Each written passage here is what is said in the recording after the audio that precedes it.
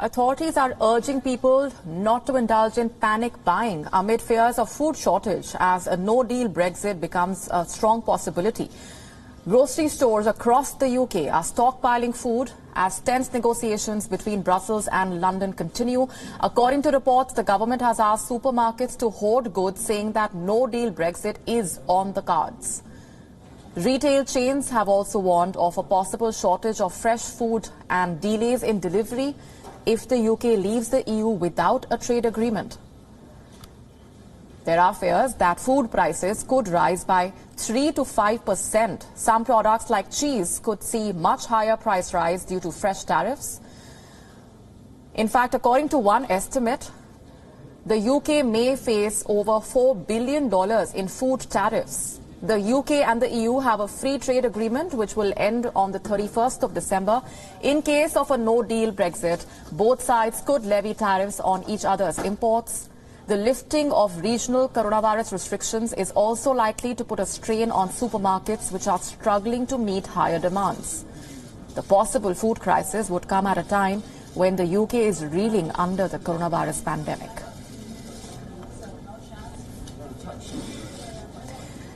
Joining us this minute is our London Bureau Chief, Mandy Clark, for more on that. Mandy, there is a reassurance coming in from the government that people must not indulge in panic buying. But what is the government doing about the possibility that there could be a food crisis in the UK, since a no-deal Brexit looks like the most likely scenario, at least at this point?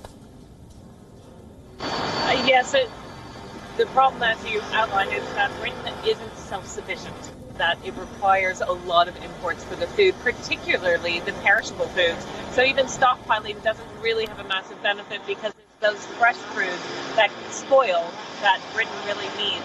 So all talk of stockpiling isn't really helpful because ultimately the problem lies with those Brexit negotiations.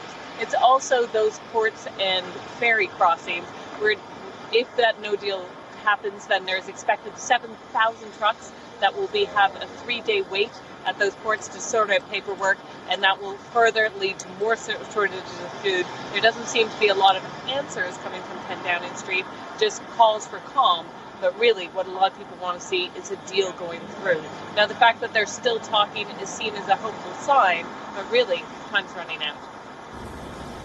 Explain to our viewers how things have reached this point in terms of the UK's preparedness. Did they not see this coming, given the fact that there have been a lot of those sticking issues which remain unresolved?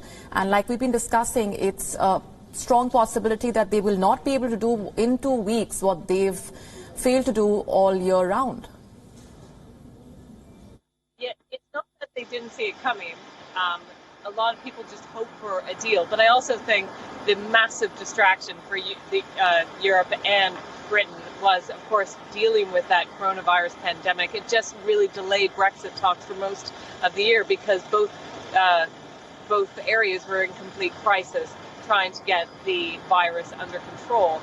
Now that there is light at the end of the tunnel, there's a refocus on Brexit, but there is only those vital 2 weeks. Now, some argue that good negotiations always go down to the wire and they're pulled out of the bag, but there's not a lot of hope coming from those camps.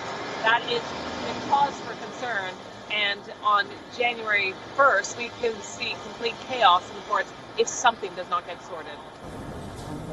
And we'll keep coming back to you for further updates. Mandy Clark, thanks very much for the moment.